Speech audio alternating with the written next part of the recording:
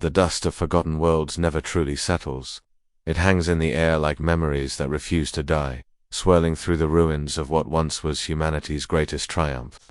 Earth, a birthplace, the origin point, the first grave of human ambition, lay before Commander Sarah Chen like a corpse that still whispered secrets. Maintain formation. Sarah's voice crackled through the CUM system as her exploration vessel Redemption descended through the planet's poisoned atmosphere. Below them, the skeletal remains of once mighty cities jutted from the surface like broken teeth, their metal bones bleached white by decades of neglect and solar radiation. Remember, we're not just archaeologists today, we're grave robbers, with a purpose. Her team of 12 specialists had volunteered for this mission, though volunteered was a generous term. When High Command detected the signal, a low-frequency pulse emanating from deep beneath Earth's crust, it had taken less than 6 hours to assemble the best extraction team humanity could muster.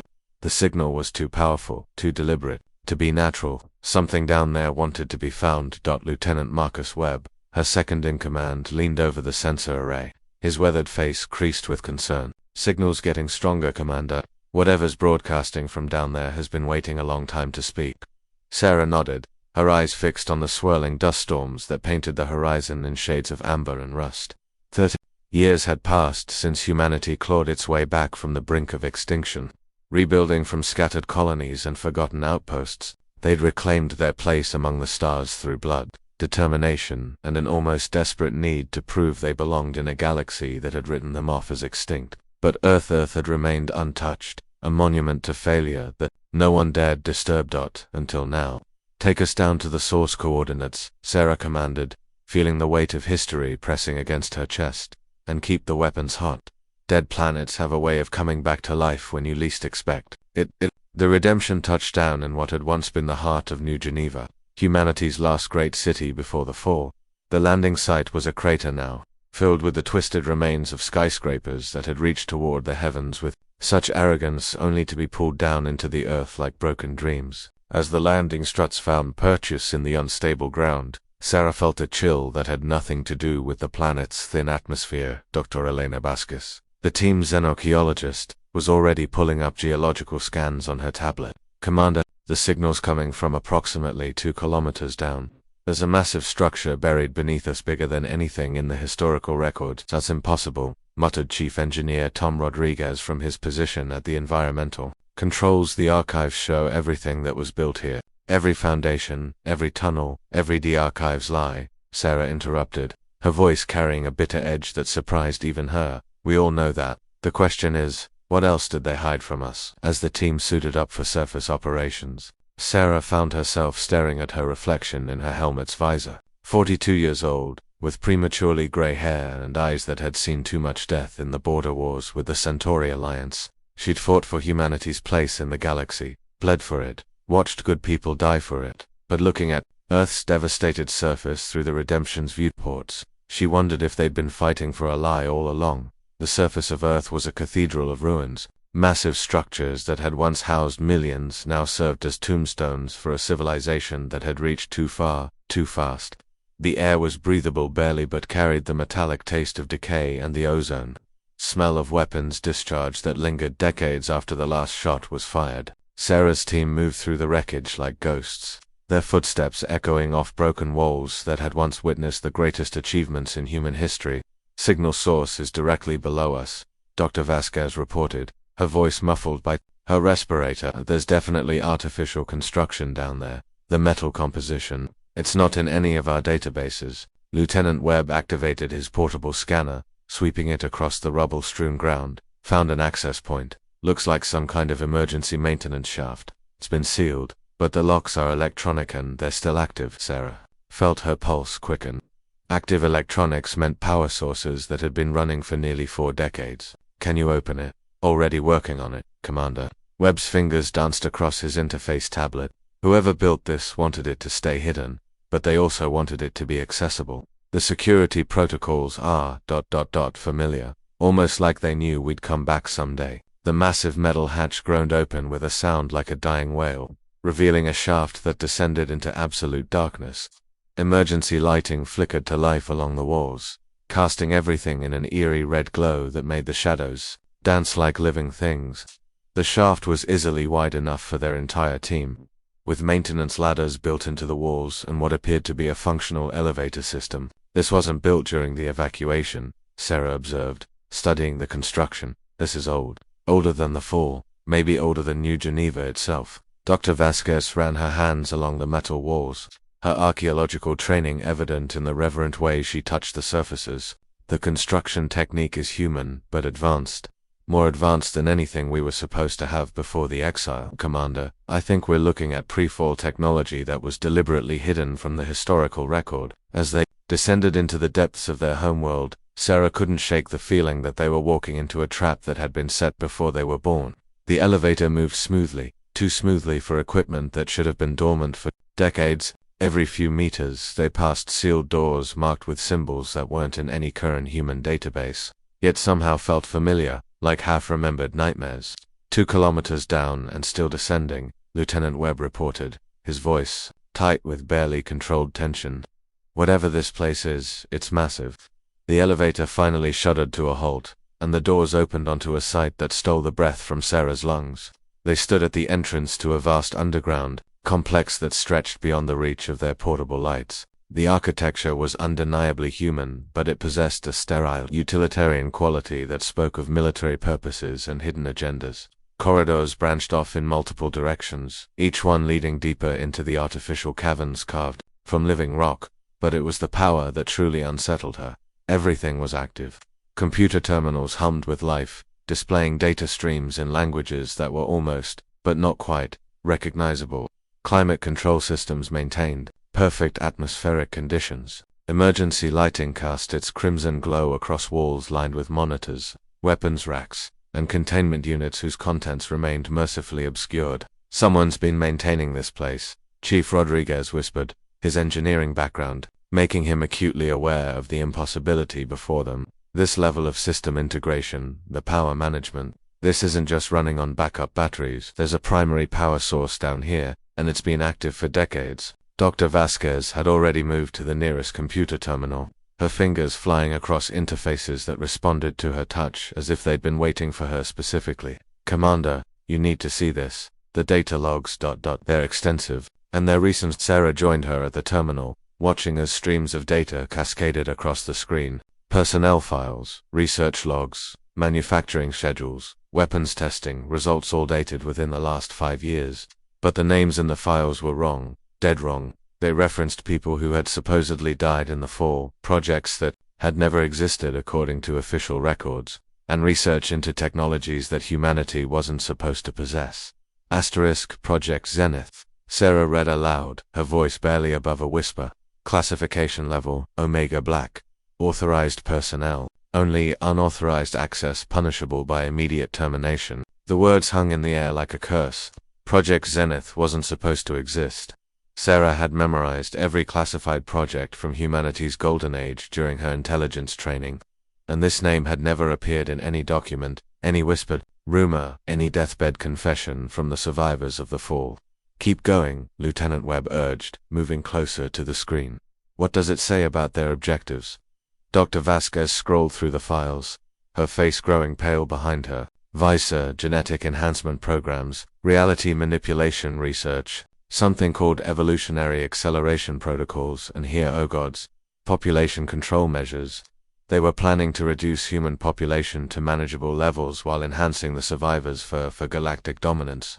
The implications hit Sarah like a physical blow. The fall hadn't been a tragedy, it had been a culling, a deliberate reduction of humanity to a more controllable population, guided by a secret faction that believed they knew what was best for the species. The billions who died hadn't been victims of circumstances beyond their control, they'd been sacrificed by their own people. There's more, Dr. Vasquez continued, her voice shaking. Psychological conditioning programs, infrastructure sabotage, manufactured conflicts to justify the elimination of undesirable populations. She looked up at Sarah, her eyes wide with horror. Commander, the fall wasn't a collapse. It was genocide, planned and executed by a faction within our own government. Before Sarah could respond, alarms began shrieking throughout the complex. Red lights flashed in patterns that seemed designed to induce panic, and automated voices began announcing warnings in multiple languages. But underneath the chaos, Sarah heard something that made her blood freeze. the distinctive whine of charging energy weapons. "We're not alone down here," Lieutenant Webb shouted over the noise, drawing his sidearm and motioning for the team to take defensive positions. "Someone's been watching us." The first attack came from the darkness beyond their lights, energy bolts that sizzled through the air with surgical precision. Sarah's team scattered, taking cover behind computer terminals and structural supports while return fire illuminated their attackers. But what they saw in those brief, strobing moments defied explanation. The enemy wore armor that was unmistakably human in design, but decades more advanced than anything in current military arsenals. Their weapons fired coherent energy beams that cut through metal like tissue paper, and their movements displayed an inhuman precision that spoke of genetic or cybernetic enhancement. Most disturbing of all, their faces, when glimpsed through transparent visors, were human, recognizably, undeniably human. "They're us," Chief Rodriguez gasped as he ducked behind an overturned desk, his engineering scanner picking up the electromagnetic signatures of the attacker's equipment, the tech, the armor, even their biometric readings. "Commander, we're fighting our own people." Sarah's mind raced as she returned fire, trying to process the impossibility of their situation. If Project Zenith had been real, if they'd survived the fall, then they'd had nearly 4 decades to prepare for this moment, 37 years to plan, to enhance themselves, to build weapons and armies in the depths of humanity's grave. They'd been waiting for someone to find them, waiting for the perfect moment to reveal themselves and reclaim what they believed was rightfully theirs. "Fall back to the elevator," Sarah commanded, firing controlled bursts to cover her team's retreat. "We need to get this information to High Command. They need to know what we're dealing with." But as they reached the elevator shaft, Sarah realized their escape route had been cut off. The elevator car had been destroyed, its twisted remains blocking the shaft like a metal gravestone. They were trapped 2 kilometers underground with an enemy that knew every passage, every hidden door, every weakness in their position. "Commander," Dr. Vasquez called out from her position behind a blast-damaged computer terminal. "I'm still connected to their database. There's something else, something they called the Resurrection Protocol." Sarah risked a glance in her direction. What kind of protocol? The ultimate contingency plan. If Project Zenith ever faced extinction, they would activate a network of hidden facilities across the galaxy. Sleeper agents, weapons caches, genetic banks, everything needed to rebuild their vision of humanity from the ashes of the old Vasquez. Voice carried a note of dawning horror. "Commander, our discovery of this place, it wasn't accidental. They wanted us to find it. They needed someone from the current government to access their systems and inadvertently trigger the activation sequence." The implications crashed over Sarah like a tidal wave. They hadn't stumbled onto Project Zenith's secret base. They'd been lured here. Every step of their mission, from the detection of the signal to their current predicament, had been carefully orchestrated by an enemy that had been planning this moment for decades. They were puppets dancing to a tune written before they were born. "How long until activation?" Sarah asked, though she dreaded the answer. "Already begun," Vasquez replied, her voice barely audible over the sound of weapons fire. "Facilities are coming online across 12 star systems. Estimated time to full operational status, 72 hours. Sarah closed her eyes for a moment, feeling the weight of her species' future settling on her shoulders. In 3 days, Project Zenith would emerge from the shadows with technology, resources, and enhanced personnel that could overwhelm humanity's current defenses. The democratic governments that had emerged from the ashes of the fall would be swept aside by genetically superior beings, who believed they had the right to rule simply because they could, unless someone stopped them. "Webb," she called to her, second in command, "how many charges do we have left?" 6 demolition packs, plus whatever's in our weapons power cells. Sarah surveyed their situation with the cold calculation that had kept her alive through 3 interstellar wars. They were outnumbered, outgunned, and trapped in an enemy facility with no hope of escape. But they had one advantage that Project Zenith hadn't counted on. They were willing to die for something greater than themselves. "Because we're going to bring this whole place down," she announced, her voice carrying across the battlefield with grim determination. "If we can't stop their resurrection, we can at least delay it. Buy our people time to prepare for what's coming." The battle that followed would never be recorded in official histories, fought as it was in the depths of a dead world by soldiers whose names would be lost to time. Sarah's team fought with the desperate fury of the truly doomed, selling their lives meter by meter as they advanced toward the facility's power core. Each step cost them blood, each victory came at a price they could barely afford to pay. but they pressed forward because the alternative was unthinkable.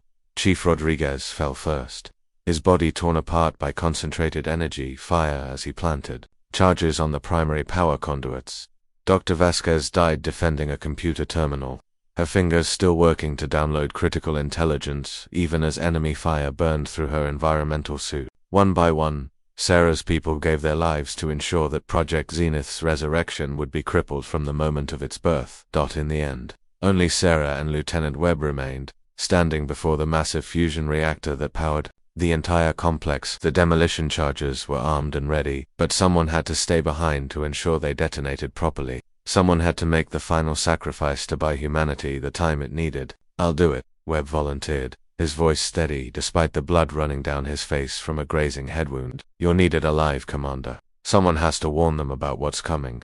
Sarah looked at her oldest friend, the man who had followed her through hell and beyond without question, and felt something break inside her chest. "Marcus, Go," he insisted, pushing her toward the emergency shaft they'd found leading to the surface. "I'll give you 60 seconds to clear the blast radius, then I'm sending these bastards back to whatever hole they crawled out of." Sarah ran. She ran through corridors filled with the ghosts of her fallen team, past the bodies of enemies who had once shared her species, up emergency shafts that seemed to stretch toward infinity. She ran while the ground shook beneath her feet and the lights flickered like dying stars. She ran until her lungs burned and her legs gave out, until she collapsed on the surface of Earth just as the world exploded behind her. The detonation was beautiful in its violence, a pillar of fire that rose from the depths of the planet to touch the poisoned sky. The shockwave flattened everything within a kilometer radius, turning the ruins of New Geneva into a smoking crater that would serve as Marcus Webb's monument for all eternity. But as Sarah watched the flames dance against the stars, she knew the victory was hollow. Her unit crackled to life, connecting to the Redemption's automated systems. Emergency broadcasts were already coming in from across human space facilities, powering up, sleeper agents revealing themselves, weapons that shouldn't exist being deployed against unprepared populations. Project Zenith's resurrection had begun, and Sarah's sacrifice had only delayed the inevitable by a few precious hours. As the Redemption lifted off from Earth's poisoned surface, Sarah composed her final report to High Command. She detailed everything they'd discovered, every horror they'd uncovered, every name in Project Zenith's personnel files. But even as she transmitted the data, she wondered if it would be enough. How do you fight an enemy that wears your face, speaks your language, and claims to be saving you from yourself? The answer came in the form of a coded message that reached her just as Earth dwindled to a point of light behind them.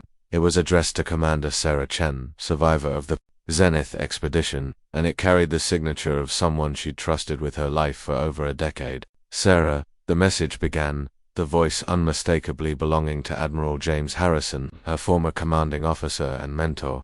"I hope you can forgive me for what I'm about to tell you. Project Zenith was never completely destroyed. Some of us survived, went underground, evolved. We've been watching humanity's progress, guiding it when necessary, preparing for the day when we could reclaim our rightful place as leaders of our species." Sarah's blood turned to ice in her veins as the truth finally became clear. "Your mission to Earth wasn't a coincidence," Harrison continued. "We needed someone from the current military structure to access our systems, to prove that humanity was ready for the next phase of evolution. You've done admirably, Sarah. You've shown the same courage, intelligence, and dedication that made us choose you for this role in the first place." The message paused, and Sarah could almost see Harrison's weathered face, the man who had taught her everything she knew about leadership, honor, and sacrifice. "The network is active now, across 12 systems, just as we planned. But we're not the monsters you think we are. We're humanity's salvation, its guardians, its future. The weak governments that emerged from the fall have had their chance to prove themselves worthy of leadership. They've failed. Wars, corruption, the inability to unite our species under a single banner. These failures will be corrected." Sarah found herself laughing, a sound that bordered on hysteria. The betrayal was complete, total, devastating in its scope. The mentor she'd trusted, the organization she'd served, the very principle she'd fought for, all of it was a lie. A carefully constructed illusion designed to hide the truth about humanity's puppet masters. "You have a choice to make," Sarah Harrison's message concluded. "You can continue to serve the failing remnants of the old order, watching as humanity tears itself apart through petty conflicts and misguided idealism. Or you can join us, help us build the future that humanity deserves, guided by those with the wisdom and strength to make the hard choices that lesser minds cannot comprehend. Join us, Sarah. Join your family. The message ended, leaving Sarah alone with the weight of impossible decisions. Outside her ship's viewports, the stars wheeled in their ancient patterns, indifferent to the struggles of the tiny organic beings who dared to claim them as their birthright. Somewhere among those points of light, Project Zenith was awakening from its long sleep, preparing to reshape the galaxy according to its vision of human perfection. But Sarah Chen, last survivor of the Zenith expedition, guardian of humanity's darkest secret, had other plans. She'd seen what Project Zenith's version of salvation looked like, had walked through the ashes of their previous attempt at species improvement. She'd buried her friends in the ruins of their ambition and watched the flames consume their dreams of genetic superiority. As the redemption jumped to hyperspace, carrying its cargo of terrible knowledge toward humanity's unprepared colonies, Sarah began composing a different kind of message, not a report to high command, but a call to arms for every free human in the galaxy. A warning about the enemy that wore their faces and claimed to be their salvation. A declaration of war against the forces that would trade freedom for security, diversity for perfection, hope for certainty. The battle for humanity's soul was about to begin, and Sarah Chen intended to fire the first shot. The war against humanity's own past had only just begun, but in the depths of space, among the ruins of dreams and the ashes of betrayal, the seeds of resistance were already taking root. The galaxy would burn before Project Zenith claimed it, and from those flames would rise a humanity worthy of the stars, not because they were perfect, but because they chose to be free. In the end, that choice would make all the difference. The real war for the galaxy had yet to be fought, but its first casualty had already been claimed. The innocent belief that humanity's greatest enemy wore an alien face. The truth was far more terrible and far more human than anyone had dared imagine. And in the darkness between the stars, Project Zenith stirred from its long sleep, ready to teach its wayward children the price of forgetting their place in the grand design of human evolution. The echoes of betrayal would resonate across the galaxy for generations to come.